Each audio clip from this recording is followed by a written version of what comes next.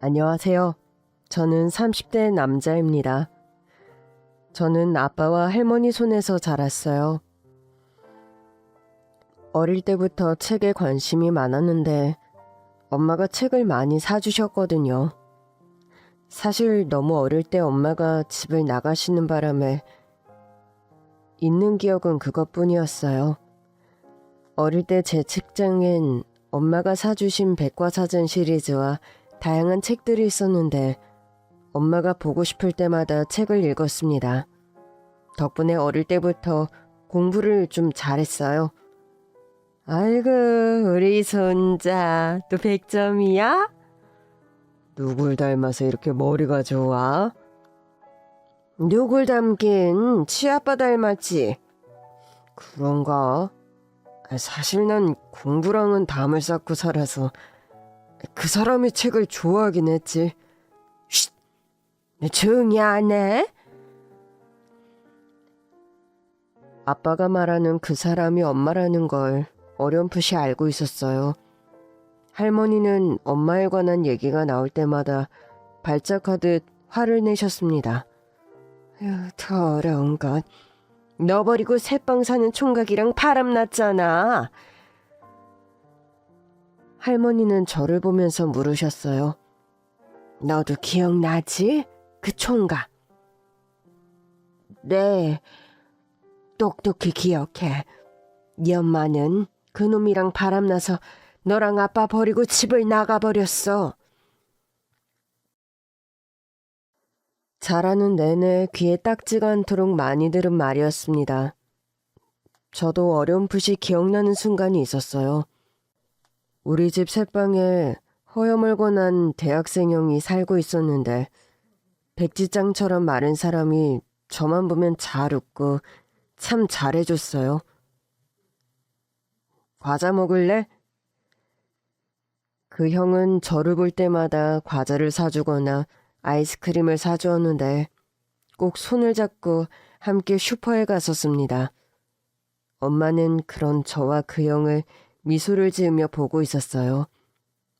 그런 기억 때문인지 아무리 할머니가 엄마와 새빵 사는 형이 바람이 났다고 비난해도 제 기억 속 두 사람은 편안한 풍경처럼 남아 있었습니다. 물론 두 사람이 밉지 않은 건 아니었어요.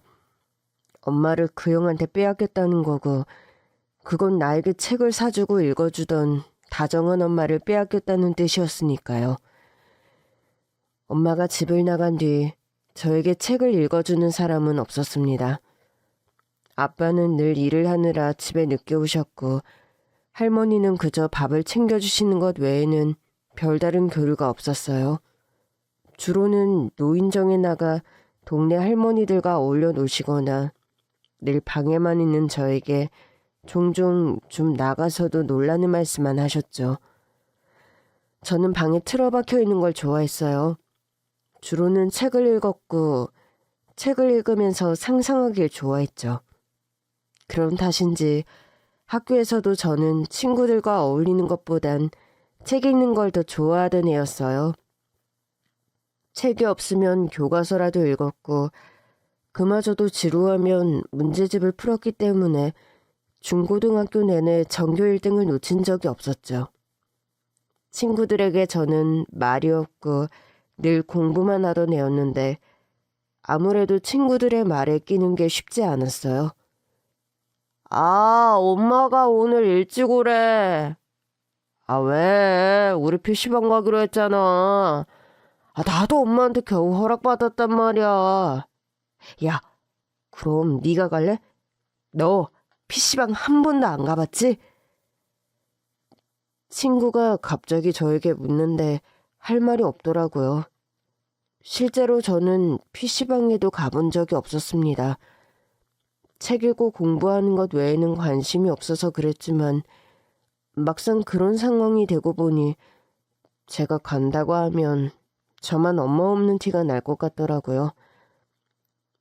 아이, 나도 안 될 것 같은데. 아, 진짜, 엄마들은 왜 PC방 가는 거 싫어하지? 그렇게 입을 다무는 것으로 엄마가 없는 티를 내지 않으려고 했던 것 같아요. 저는 친구들과 노는 대신 착실하게 집에 오는 애였는데 어떤 날은 할머니가 저를 보며 갑갑하다는 듯 짜증을 내실 때가 있었어요. 하여튼 네 엄마는 애를 책만 읽게 해서 사내 자식인 나가서 놀기도 해야지. 요즘 나 보면 꼭 그 새빵 살던 그 총각 생각나서 소름이 끼쳐. 할머니는 제 1등 성적표를 기특해 하시면서도 불쑥불쑥 저를 그 새빵 총각과 비교하시곤 했어요. 조금 더 커서는 거울 속의 저를 보면서 그 형을 떠올려 보려고 했죠. 너무 어릴 때라 기억이 정확히 나진 않았지만 거울 속의 저도 그 형처럼 허옇고 빼빼 마른 남자로 자랐더라고요. 그래서 상상해 볼 수 있었죠. 그 형도 늘 방에만 있었을 수도 있겠다. 공부를 잘하는 사람이었을까? 그래서 엄마는 그 형이 신경 쓰였던 걸까 하고요. 책은 저에게 새로운 세상을 열어주는 문이었어요. 현실에서도 사람들과 하는 교류보다 책 속의 인물들을 보며 상상하는 걸 좋아했어요. 아무래도 누구에게도 말할 수 없는 현실을 살았다 보니 더 그랬던 것 같아요. 친구 앞에서도 할머니나 아빠 앞에서도 할 수 없는 엄마 생각을 책을 보면서는 마음껏 할 수 있었거든요. 저는 다양한 책 읽기를 좋아했지만 소설 읽기도 참 좋아했어요. 특히 소설 속에 나오는 다양한 엄마들을 보면서 우리 엄마를 이해해 보려고 했던 것 같아요.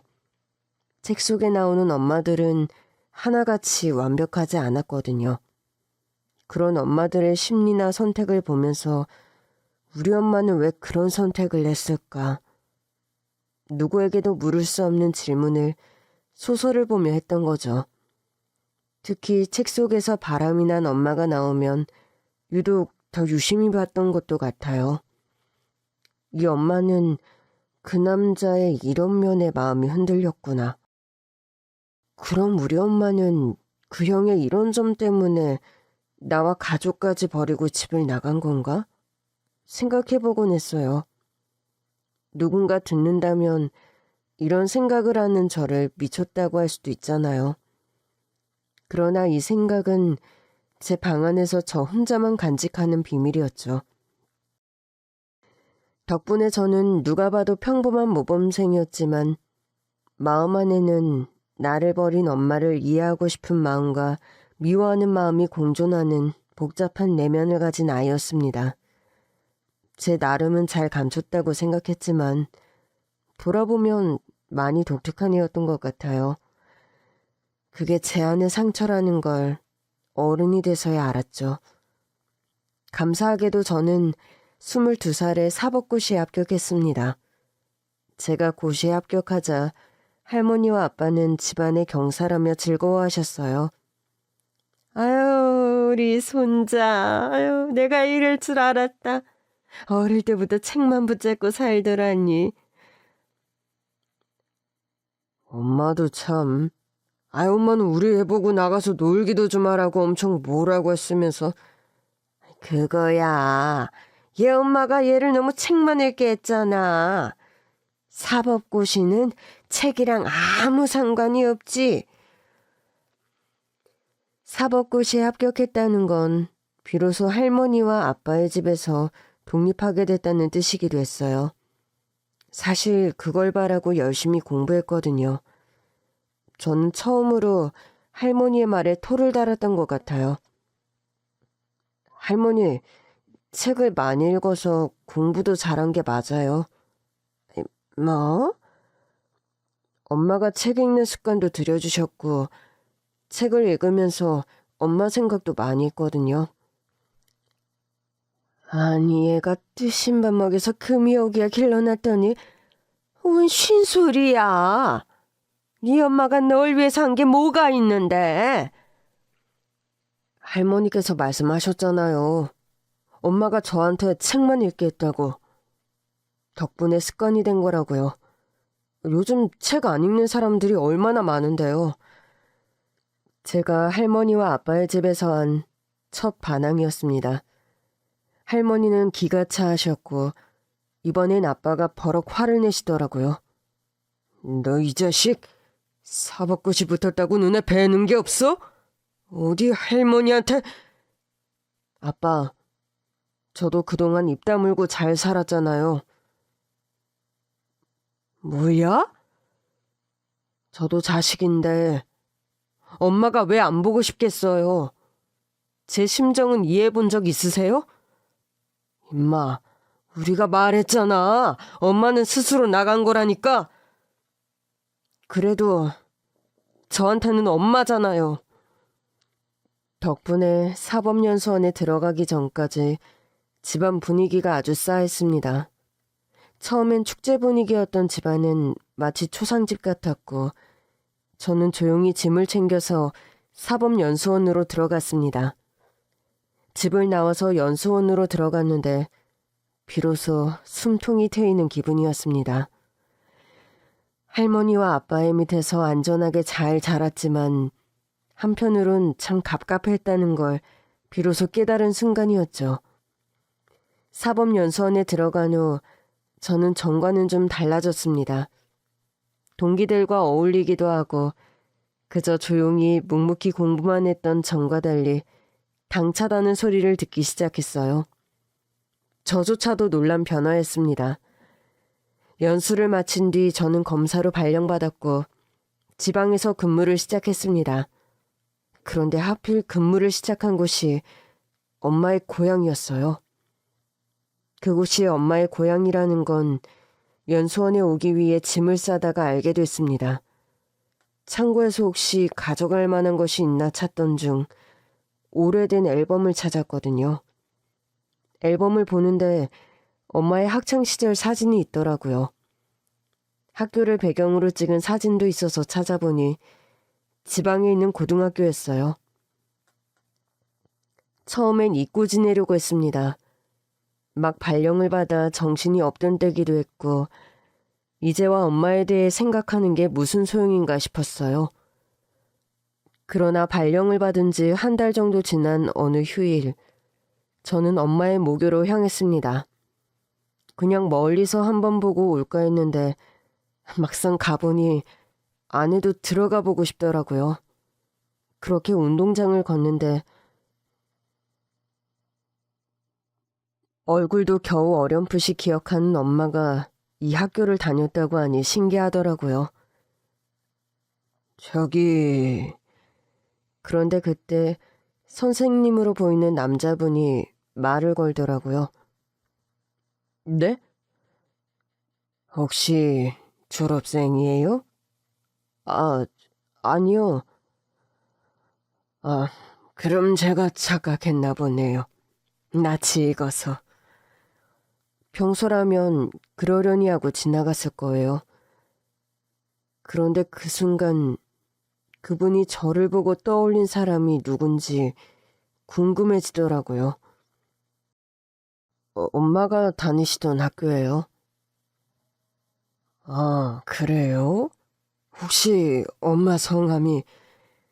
제가 엄마의 성함을 알려드렸더니 그분이 곰곰이 생각하시다가 반색을 하시더라고요. 우리 반 애였는데? 예? 내가 여기 교장이거든요. 여기서 평교사도 오래 했었지. 확실히 기억이 나. 책을 너무 좋아해서 별명이 문학소녀였어요. 그 녀석이 졸업하고 서울로 이사를 가는 바람에 소식을 모르고 살았거든요. 책을 좋아했다는 말에 엄마의 이야기라는 확신이 들었어요. 애가 착하고 순했는데 보니까 엄마를 엄청 닮았네. 네, 그렇군요. 그런 소리 한 번도 못 들어봤어요? 엄마랑 똑 닮았는데. 그게... 왜? 엄마랑 닮았다는 소리 싫어하나? 아니요, 그런 건 아니고요. 처음엔 껄껄 웃으시던 교장 선생님이 불쑥 어두운 얼굴로 물으셨습니다. 혹시 모친이 돌아가셨어요? 아니요, 그건 아닌데. 아유, 깜짝이야. 진짜 놀랐네. 만약 그랬으면 나한테 늦게라도 연락이 왔을 텐데. 혹시 제자분들이랑 연락하시는 거예요? 그때 우리 반 반장이 있는데 걔가 지금까지 소식통이거든. 네. 그런데 차마 더 묻진 못하겠더라고요. 어영부영 인사를 나누고 돌아서려는데 교장 선생님이 다시 저를 부르시더라고요. 혹시 여기 살아요? 네, 이쪽으로 발령받았어요. 혹시 직업이 검사입니다. 그러시구나. 만나서 반가웠어요. 또 봐요. 그렇게 학교를 나오는데 발걸음이 너무 무거웠습니다. 딱 한마디만 더 물었다면 어쩌면 엄마의 거취를 알게 될 수도 있는 순간이었습니다. 뒤늦게 돌아봤을 땐 교장 선생님이 탄 차가 제 옆을 쌩하니 지나가더라고요. 그렇게 다시 집으로 돌아와 한참을 멍하니 앉아 있었던 것 같아요. 그냥 물어볼 걸 그랬나? 혹시 엄마의 거취를 아는 분이 있지 않을까? 후에도 잠시 내가 찾는다고 엄마가 과연 좋아할까 하는 근원적인 질문이 생기더라고요. 분명 그렇게 정리한 생각이었는데 또 한 달이 지나도 틈틈이 엄마 생각이 났습니다. 점심을 먹는데 제가 대화에 집중을 못하고 있으니까 동기검사가 묻더라고요. 무슨 일 있어? 요즘 왜 이렇게 머릿속이 복잡한 것 같지? 아니야. 그냥 아니긴 뭐가 아니야. 뭔데? 좋아하는 여자라도 생겼어? 무슨 일 때문에 정신이 하나도 없구만. 나한테 말해봐. 혹시 모르잖아. 마음이 좀 가벼워질지. 내가 마음이 무거워 보여? 우리 검사잖아. 표정으로도 진실을 캐내야 하는 최고의 검사. 그게 바로 나야. 누구에게나 친밀하게 구는 성격 좋은 동기였어요. 덕분에 주변에서도 인기가 많았는데 유독 저를 참 잘 챙겨주는 친구였어요. 저는 결국 친구에게 사실을 털어놓았습니다. 엄마를 찾고 싶기도 하고 안 찾고 싶기도 하고 마음이 왔다 갔다 해. 표정을 보니까 마음은 확실한데 결정이 왔다 갔다 하는 것 같은데? 동기검사의 말은 전곡을 찔렀습니다. 배신감이 있겠지. 새빵 사는 남자랑 바람이 나서 나가셨다니. 어릴 땐 큰 상처였겠지만 이제 우린 어른이잖아. 뭔가 사정이 있으셨을 수도 있는데 자식으로서 한 번은 들어보는 것도 괜찮지 않을까? 근데 엄마가 싫어하면? 그래서 그러는 거구나? 또다시 버림받을까봐 두려운 거야? 동기검사의 말 덕분에 저 스스로는 정리하지 못한 마음을 완벽히 정리할 수 있었습니다. 결국 저는 용기를 내 엄마를 찾기로 했습니다. 엄마의 모교로 찾아갔어요. 교장 선생님을 찾아갔더니 마치 기다리셨다는 듯이 저를 반겨주시더라고요. 어서 와요. 기억해 주셔서 감사합니다. 엄마 찾고 싶어서 왔죠? 어떻게 아셨어요? 그냥 그날 표정이 엄마에 대해 모르고 사는 것 같아서. 그래서 내가 제자한테 연락을 해봤는데 갑자기 가슴이 요동치기 시작했습니다. 이 근처에 산다는데? 분명 졸업하고 서울로 일가족이 다 이사를 갔었는데. 네? 근데 지금은 시내에 있는 감자탕 집에서 일한다고 하네. 나도 덕분에 알았지 뭐예요. 네. 조만간 한번 가볼 생각인데. 엄마는 생각보다 더 가까운 곳에 있으셨고 저를 보면서 같이 가보겠냐는 듯 묻는 교장 선생님께 차마 그러겠다고는 하지 못했습니다. 교장 선생님은 더 묻는 대신 감자탕집 이름과 위치를 알려주셨어요. 그 메모지를 들고 나오는데 별의별 생각이 다 들더라고요. 한동안 고민했지만 결국 저는 손님을 가장해 감자탕집에 가보기로 했습니다.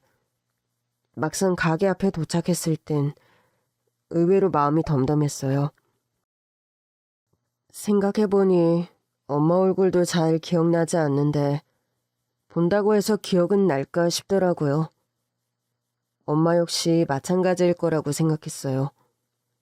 어릴 때 본 게 다일 텐데 저를 기억할 리가 없다고 생각했죠. 어서 오세요. 감자탕집 문을 열고 들어갔는데 카운터에 있던 여자분이 반갑게 인사를 하시더라고요. 감자탕 하나 주세요.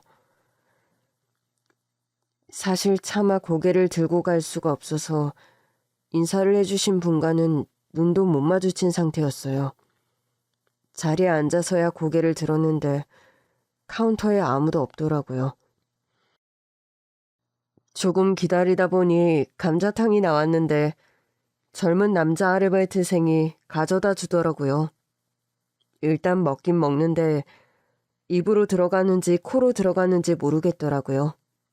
그때였습니다. 맛은 어떠세요? 가게에 들어올 때 들은 목소리였어요. 근데 그분의 목소리가 심하게 떨리더라고요.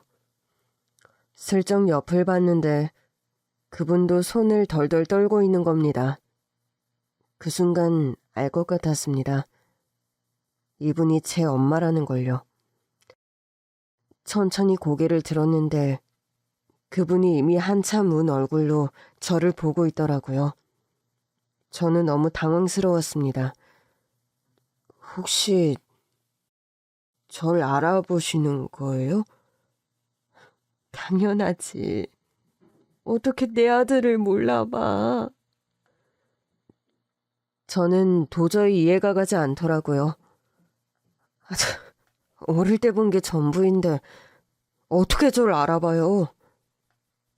넌 그렇게 알고 있었겠지. 네? 엄마는 울면서 가게를 뛰어나갔고 저도 결국 먹지 못한 감자탕을 두고 자리에서 일어나 따라 나갔습니다. 저기요! 아무리 불러도 엄마가 돌아보질 않더라고요. 엄마는 계속 뛰고 계셨고 저는 그 뒤를 쫓으며 결국 그렇게 부르고 말았습니다. 엄마! 그제야 엄마가 달리기를 멈추더라고요. 엄마가 저를 돌아보는데 너무 울어서 얼굴이 눈물 콧물 범벅이 되어 있더라고요. 저는 엄마에게 다가갔습니다. 어딜 가는 건데요? 또 어딜 가는 거냐고! 살면서 그렇게 큰 소리를 처음 내봤던 것 같아요. 제 안에 엄마를 향한 원망이 그렇게 큰 줄도 처음 알았습니다. 이렇게 만났으면 사과를 하든 설명을 하든 해야지. 또 그냥 가버릴 거예요? 엄마는 차마 저를 끌어안지도 못한 채 바닥에 주저앉아 울기 시작했습니다. 미안해. 너무 미안해서 미안하단 소리도 차마 못하겠어. 저도 그 앞에서 주저앉고 말았습니다. 저도 그냥 눈물만 나더라고요. 우리 집 새방 살던 남자랑 바람나 나간 엄마가 뭐 그렇게 그리웠다고. 막상 보니 눈물이 나더군요. 지나가는 사람들이 다 우리만 쳐다보더라고요. 모자가 길바닥에 주저앉아 마주보고 눈물 콧물 다 흘리며 울고 있으니 가관이었을 겁니다. 엄마는 제 손을 잡고 어디론가 향했어요. 가보니 엄마가 사는 지하 단칸방이었습니다. 누추하긴 한데 내가 지갑을 안 들고 나왔어.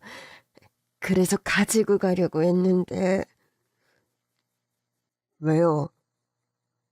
저 감자탕 사주려고요?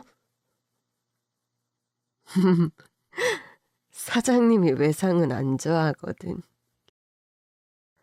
엄마는 집에는 들어오지 말라고 했지만 저는 굳이 안으로 들어가 봤습니다. 들어갔더니 곰팡내가 진동하더라고요. 솔직히 속상했습니다. 새방 살던 남자랑 바람나서 나가지만 않았어도 적어도 집다운 집에서는 살았을 거란 생각이에요. 이렇게 살려고 나버리고 갔어요? 엄마는 또다시 눈물을 글썽거리며 말했어요. 난 널 버린 게 아니야. 사실은. 엄마가 지난 이야기를 차근차근 들려주시는데 도저히 듣고도 믿을 수가 없는 겁니다. 그게 다 사실이라고요? 저는 그 길로 본가로 돌아갔어요. 그리고 할머니 손에 수갑을 채웠습니다. 할머니는 기함하셨어요. 얘, 너 대체 이게 뭐 하는 짓이야? 솔직하게 말씀하세요. 엄마가 계속 저 찾아왔던 거 사실이에요? 뭐? 누가 그래? 누가 그런 소리를 내? 새방에 살던 남자, 그 남자는 누구예요? 아니지, 얘가 대체 갑자기 왜 이러는 거야? 어? 새방 살던 남자랑 우리 엄마랑 바람나서 나간 거라면서요. 할머니는 그제야 아무 말씀도 못 하시더라고요. 엄마에게 들은 이야기는 너무 충격적이었습니다. 저는 엄마와 함께 다시 감자탕 집으로 돌아갔어요. 엄마가 뜨끈뜨끈한 감자탕을 새로 가져다 주셨어요. 그러면서 직접 고기를 발라서 제 밥 위에 얹어주시더라고요. 계속 찾아갔었어. 너 좀 보여달라고. 한 번도 못 들었어요. 그랬겠지. 어릴 땐 아직 어리니까 더 커서 만나라고 하더니 조금 컸을 땐 애 공부하는데 방해하지 말라고 성인 돼서 만나라고 하더라고. 성인 된 후에는 저 사법고시 합격했다고 이제 와서 애 앞길을 막을 거냐고 그러는데 합격하고 잘 사는 애 앞에 나타나 속 뒤집지 말라고. 듣고 너무 기뻤어. 네가 잘 살면 됐다 싶었지. 그래서 몰래 봤어. 집 담벼락 뒤에 숨어서. 정말 몰랐어요. 그래서 절 한 번에 알아보신 거예요? 그런데 솔직히 엄마가 할머니와 아빠를 찾아왔다는 게 좀 신기하더라고요.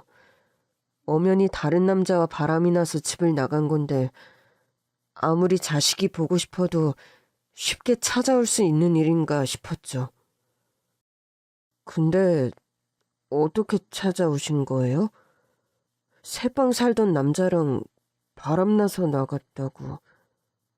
뭐? 아니에요? 엄마는 기가 찬다는 듯 물었습니다. 누가 그래? 혹시 할머니가 그러셨어? 네, 전 그래서 그런 줄만 알았는데. 새방 살던 남자 혹시 기억나니? 너한테 간식도 사주고 그랬는데. 어렴풋이 기억나요. 병약해 보였던 거로 기억하는데. 맞아. 병약했어. 엄마가 내연남에 관한 이야기를 아무렇지 않게 하니 저도 기분이 좀 이상하더라고요. 어릴 때부터 몸이 약해서 늘 엄마가 걱정이 많으셨지. 어릴 때부터 알고 지내던 분이에요? 외할머니가 늘 걱정하셨거든. 네? 갑자기 외할머니가 등장하는 겁니다. 알고 보니 새빵 남자의 정체는 네 외삼촌이야. 생각지도 못한 새빵 남자의 정체에 저는 허무할 정도로 허탈했습니다. 외삼촌이었다고요? 외할머니가 일찍 돌아가시는 바람에 내가 데리고 있었어. 외할머니가 돌아가시면서 신신당부하셨거든. 장가 갈 때까지 꼭 데리고 있어 달라고. 하지만 그때까지는 엄마의 말이 믿기지 않았어요. 근데 왜 나가신 거예요? 굳이 이혼까지 하고? 삼촌이 병이 생겼어. 그랬더니 아빠랑 할머니가 나가달라고 하더라고. 삼촌은 내보내든지 아니면 나까지 같이 나가달라고. 아니, 왜요? 삼촌이 아프니까 자기들 돈 들어간다 이건데. 사실 외할머니가 남겨주신 돈이 좀 있었어. 삼촌 치료비는 다 그 돈으로 쓰고 있었는데도 구박이 너무 심해져서 도저히 안 되겠더라고. 네 삼촌도 계속 눈치 보여야 하고. 그래서 미안해. 너도 데리고 가고 싶었는데 네 아빠랑 할머니가 그건 절대 안 된다고. 대신 보고 싶을 땐 보게 해준다는 말만 믿고 이혼했는데 소용이 없었어. 어떻게 그런 이유로 엄마를 내쫓을 수가 있어요? 못 주겠어. 그럼 이후로는 어떻게 지내신 거예요? 아니, 왜 반지하에 사시는 건데요?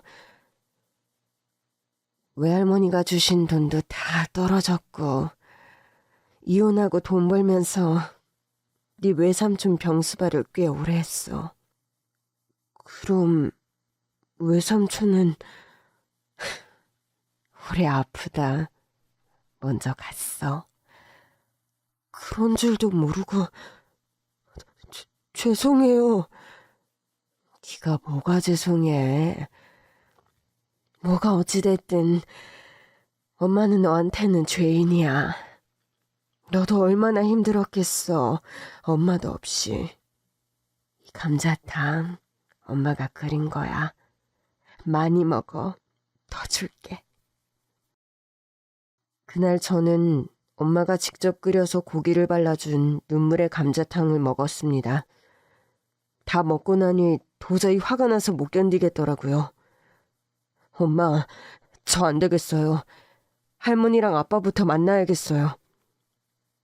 나도 같이 가고 싶은데 일할 시간이라. 엄마 아들 이제 검사해요. 제가 설마 엄마 반지하 단칸방에 살게 두겠어요? 이제 막 발령받아줄 거 아니야. 엄마 신경 쓸 거 없어. 넌 네 일만 열심히 해. 같이 가요. 나도? 저는 결국 엄마의 손을 꼭 잡고 할머니와 아빠가 있는 본가로 향했습니다. 집에 가보니 아빠는 아직 귀가 전이셨고 할머니만 계시더라고요. 일단 제가 먼저 들어갔어요. 새방에 살던 남자, 그 남자는 누구예요? 새방에 살던 남자랑 우리 엄마랑 바람나서 나간 거라면서요. 비로소 할머니가 거짓말을 멈췄을 때 엄마가 집 안으로 들어오셨습니다. 엄마는 감회가 새로운 듯 집안을 둘러보며 들어오셨어요. 아니, 네가 감히 어딜 들어와? 우리 엄마가 왜 못 들어와요? 예, 너 네 엄마한테 무슨 소리를 들었는지 모르겠다만 내가 척에 철할 줄 알았어. 그 새를 못 참고 결국 찾아갔어? 검사 됐으니 뭐라도 얻어먹으려고? 그렇게 말씀하지 마세요. 내가 왜 못해? 누가 뭐래도 난 이 아들 길러준 사람이다. 너 할 말 있으면 다 해봐, 어? 어머니, 어떻게 애한테 그런 말씀을 하실 수 있어요? 애가 상처받는 건 생각도 안 하세요? 어쨌든 같이 나간 거 맞잖아. 어차피 안 보고 살 엄마인데 청을 떼는 게 낫지. 왜 안 보고 살아요? 엄마랑 아들인데. 너 이제 와서 딴소리 하지 말아라. 그런데 갑자기 할머니가 엄마에게 딴소리 하지 말라며 으름장을 놓는 겁니다. 할머니, 이제 솔직하게 말씀해 주세요. 왜 엄마랑 저 못 만나게 하신 거예요? 네 엄마는 너랑 네 외삼촌 중에 네 외삼촌을 택했어. 어머니, 제가 제 동생 새빵이 살게만 해달라고, 애가 아프니까 가까이에만 두게 해달라고 부탁드렸잖아요. 그런 게 바람이야. 뭐가 달라? 이미 가정 있는 여자가 동생을 택하는 게 말이 되니? 그게 어떻게 바람이에요? 동생 돌보는 게 바람이라고요? 그럼 부모님도 안 계시는데 어떡해요? 아픈 애를 나 몰라라 해요? 결국 먼저 갔잖아. 넌 진짜 허송세월한 거야. 할머니, 외삼촌 돌아가신 것도 알고 계셨어요? 그걸 어떻게 모르겠니? 제가 툭하면 연락해서 네 소식 묻고 자기 소식까지 전하는데. 엄마는 할머니에게도 자주 연락하며 제 소식도 묻고 본인의 소식도 전했더라고요. 엄마를 영영 못 보는 줄 알고 살았던 제가 바보가 된 기분이었습니다. 정말 그게 다예요? 그래서 저 보러 온 엄마를 그냥 돌려보냈다고요? 괜히 얼굴 보여주고 가봤자 키우는 우리만 힘들잖아. 엄마 보고 싶다고 징징거리기라도 해봐라. 얼마나 골치가 아프니? 애가 징징거릴 수도 있죠. 다른 것도 아니고 엄마가 보고 싶은 건데. 난 애 우는 거 딱 질색이야. 네가 얌전히 컸으니 키워준 줄 알아. 안 그랬으면 너도 나가라고 했을 거다. 차라리 그렇게 하시지 그랬냐고 저도 한마디 더 하려던 그때였습니다. 그랬으면 어머니도 지금 이렇게는 못 사셨죠. 엄마의 한마디에 할머니가 또 아무 말씀도 못 하시는 겁니다. 엄마, 그게 무슨 말이에요? 그때였습니다. 마침 아빠가 돌아오시더라고요. 아니, 당신이 왜... 어머니, 아니 왜 수갑을... 당신까지 왔으니 잘 됐네. 당신도 와서 앉아. 아니, 당신이 우리 집에 왜 들어온 거야? 왜 들어오긴? 내 집이니까 들어왔지. 저는 깜짝 놀라고 말았습니다. 제가 이 집, 우리 아들 키워주시는 몫으로 살게 해드린 걸 알고 계시죠? 아니, 지금 뭐 하자는 거야? 당신 약속대로 애 잘 키워줬잖아. 검사까지 만들고. 그래. 그래서 나도 이제 그만 이 집 명의 넘겨줄까 했어. 근데 우리 아들을 만나서 진실을 알고 말았네? 진실은 무슨 진실?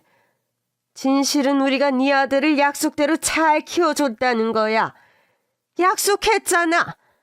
네 아들 잘 키워주면 친명이 바꿔준다고. 어머니, 그러니까 제가 안 된다고 했잖아요. 이혼할 때 받아야 한다고. 애 다 클 때까지는 못 믿는다고 안 준다고 하는 걸 어떡해. 얼마 전에 연락했을 때만 해도 준다고 했잖아. 그래. 우리 아들 사법연수원 들어갔다고 해서 이제 그만 줘도 되겠다 싶었어.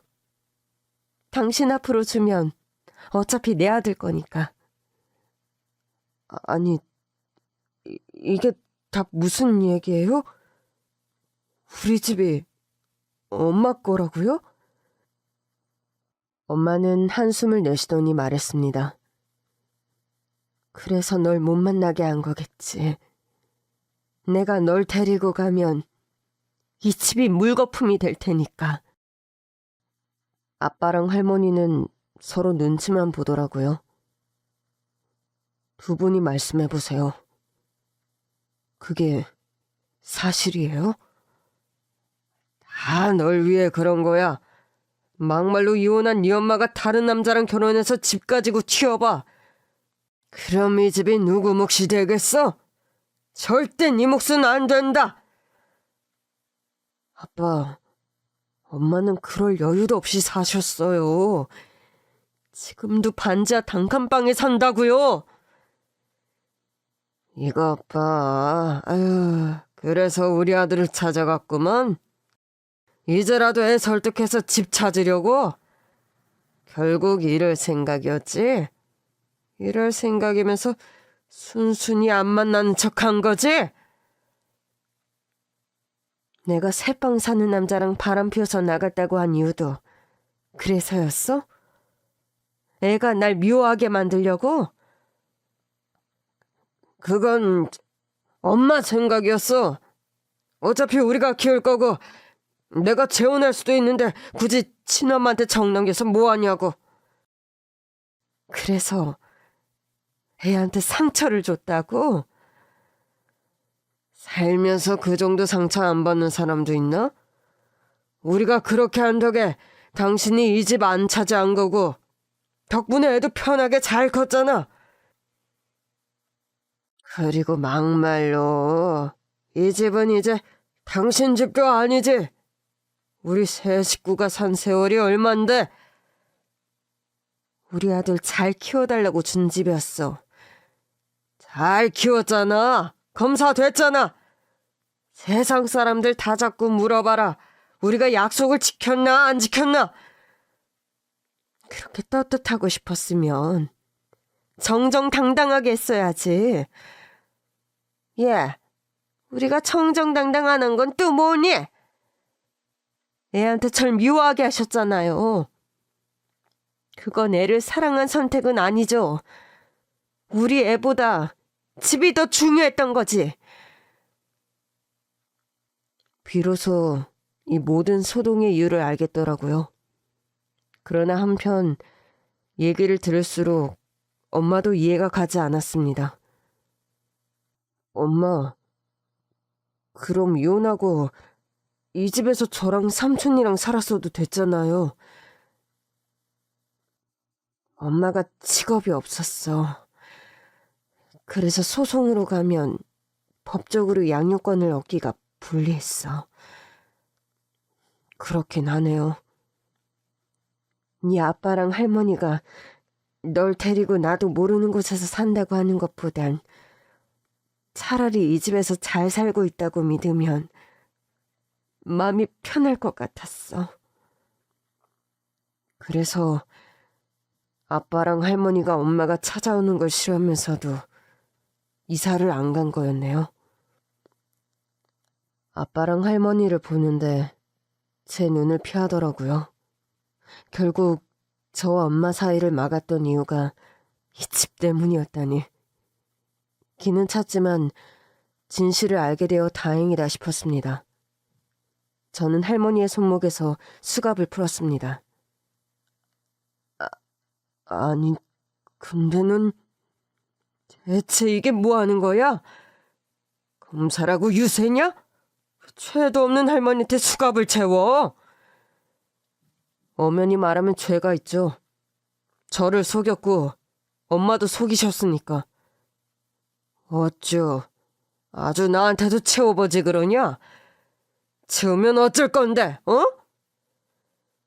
맘 같아선 두 사람 다 수갑 채워서 감옥에 보내고 싶어요. 뭐야? 하지만 키워주셨으니까 참겠습니다.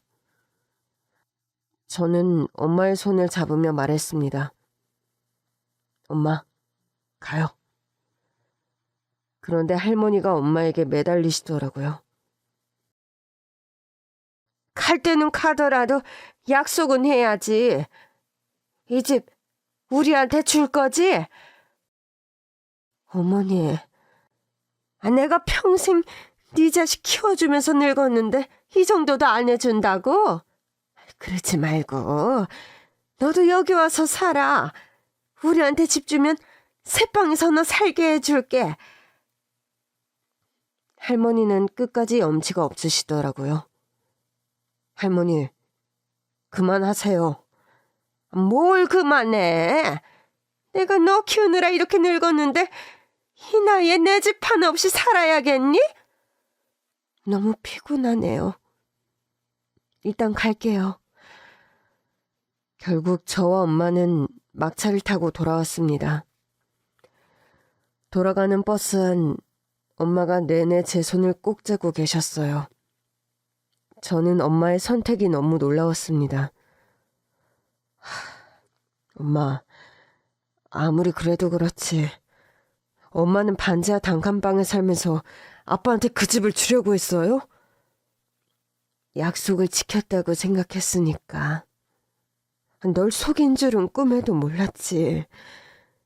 정없고 인색한 사람들이지만 그래도 자기 핏줄이니까 잘 키워줬구나.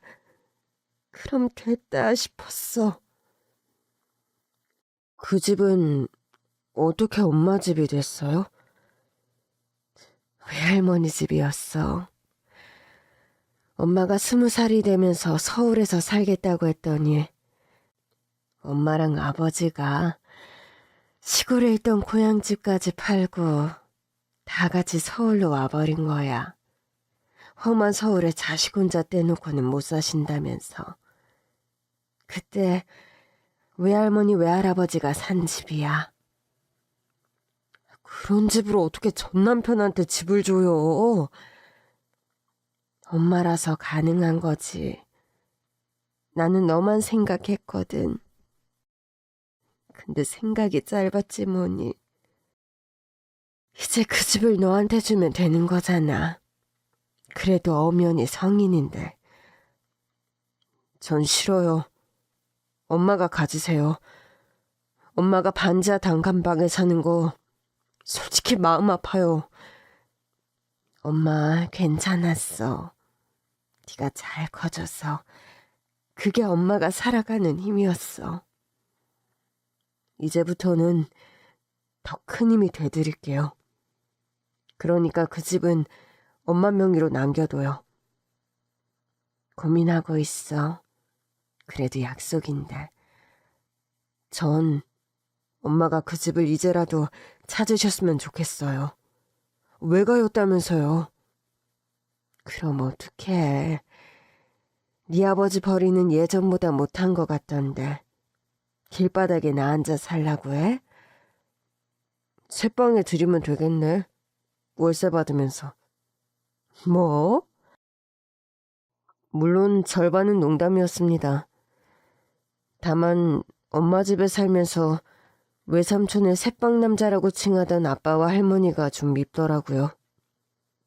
그날 돌아와서 할머니 손목에 채웠던 수갑을 한참이나 바라봤어요.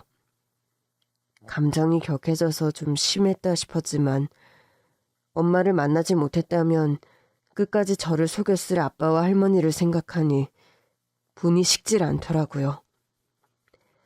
우선 저는 엄마와 함께 살 집을 알아보기 시작했습니다.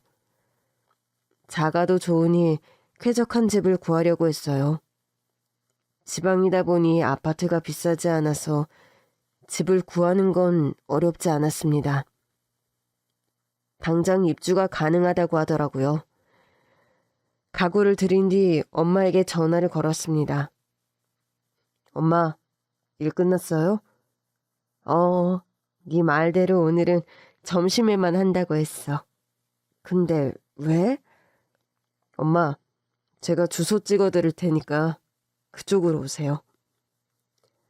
1시간 뒤 엄마가 집으로 오셨고 저는 케이크에 촛불을 붙인 채 엄마를 기다리고 있었습니다. 짜잔! 아니, 여긴 어디야? 네가 새로 구한 집이니? 어디겠뇨. 엄마랑 저랑 같이 살 집이죠. 뭐? 엄마, 초부터 끄세요. 이건 왜 끄는데? 나 생일 아닌데? 우리가 비로소 같이 살게 된 날이잖아요. 엄마는 눈시울이 그렁그렁한 채 초를 끄셨어요. 그 뒤에 집을 둘러보더니 깜짝 놀라시더라고요. 세상에, 가구도 다 들여놨네. 엄마한테 말을 하지. 엄마도 모아둔 돈 있어. 아끼려고 반지하에 산 거야. 그 돈은 엄마가 편하게 쓰시고 아들이 구한 집에서 같이 행복하게 살아요. 세상에, 우리 아들 이렇게 잘 컸구나. 엄마가 너무 고맙고 미안해. 너 크는 내내 못 봐서 남은 평생 후회할 거야. 그러지 마세요. 저 잘 자랐어요. 종종 엄마가 보고 싶기도 하고 궁금하기도 했지만 엄마가 저한테 한 가지 유산을 미리 주셨잖아요. 유산? 내가? 책 읽는 습관. 아이, 그게 내 습관이긴 했지. 나도 워낙 책을 좋아했거든. 그래서 너한테 책을 참 많이 사줬어. 엄마가 보고 싶을 때마다 책을 읽었어요.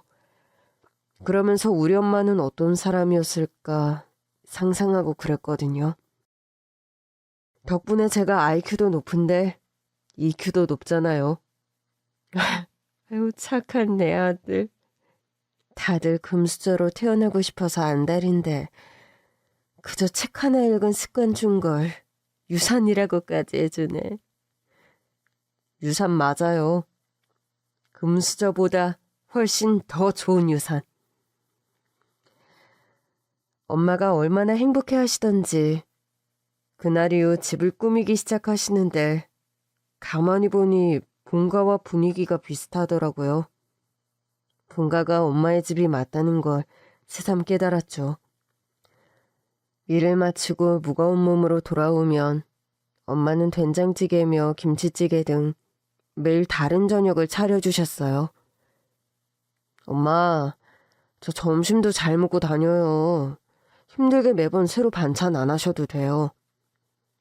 엄마가 너한테 가장 미안한 게 뭔지 알아? 엄마 밥 못 먹고 자라게 한 거예요?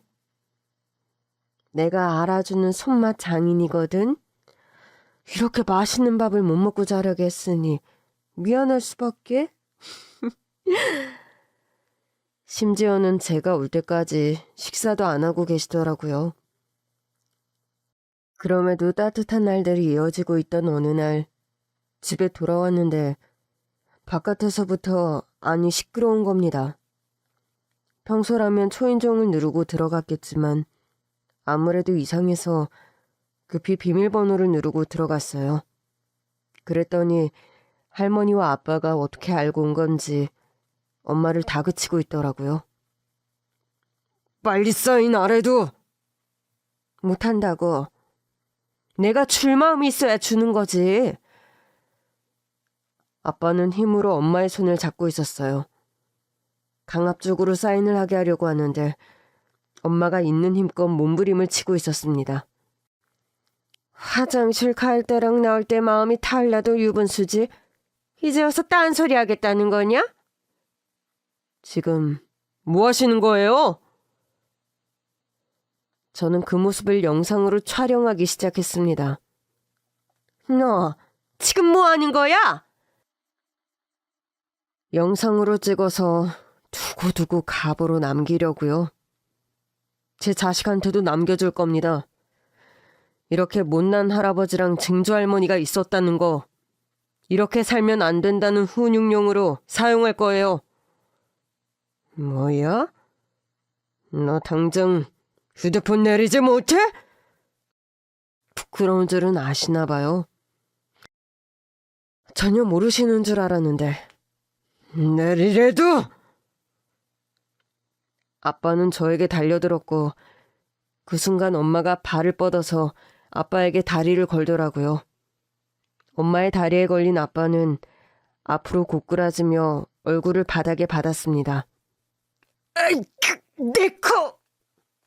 아빠의 코에서 코피가 줄줄 흐르더라고요. 아유, 내 아들 괜찮니? 예, 너 미쳤어? 그러면서 아빠에게 달려가던 할머니는 급히 일어나시는 바람에 허리를 삐끗하셨습니다. 허리에서 우두둑하는 소리가 영상에 담길 정도였죠. 아이고, 아유, 내 허리, 아유, 나 죽네. 저는 결국 영상 녹화를 중단했어요. 괜찮으세요? 할머니를 일으켜 세우려고 했지만 할머니는 더 아프다며 비명만 지르셨어요. 결국 두 분은 구급차에 실려나갔습니다. 두 사람이 휘젓고 간 집안은 난리가 나 있었어요. 엄마, 괜찮으세요? 나도 고생했다. 대체 이게 무슨 난리니? 아니, 아빠랑 할머니가 여기를 어떻게 알고 오신 거예요? 할머니가 전화하셨더라고. 너 먹을 김치 좀 주고 싶다고 하시는데 안 알려드릴 수가 있어야지. 하여튼 우리 엄마도 참 순진하셔. 그래서 알려줬더니 대뜸 와서는 집 증여계약서를 쓰라잖아. 아까 그 모습 다 찍어놨어요. 그냥 고소할까 봐요. 다시는 이렇게 못하게. 그리고 그 집에서 쫓아내야 하는 거 아니에요? 솔직히 그때는 너무 화가 나서 별의별 생각이 다 들었어요. 차라리 연을 끊고 살까. 그게 엄마한테도 낫지 않을까 싶었거든요. 그러나 엄마는 그러지 말라고 하시더라고요. 그래도 네 아빠고 할머니인데 그러지 마. 부모한테 잘하는 복은 다 너한테 오는 거야. 또 네 자식한테도 가고. 그래서 그 집 주시려고요? 솔직히 저도 결국 네 몫이라고 생각하니까. 저는 정말 내키지 않았지만 결국 엄마의 집이니까 선택도 엄마에게 있다고 생각했어요.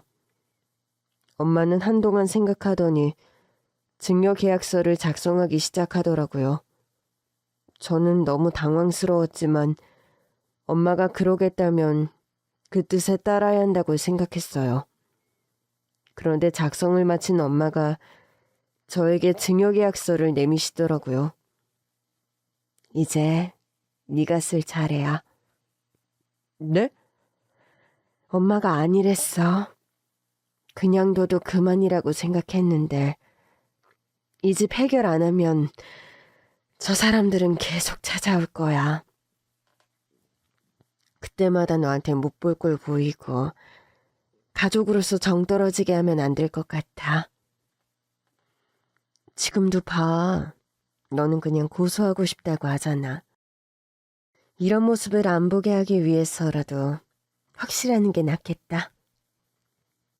엄마가 내민 증여계약서를 보는데 증여 대상이 아빠가 아닌 저더라고요.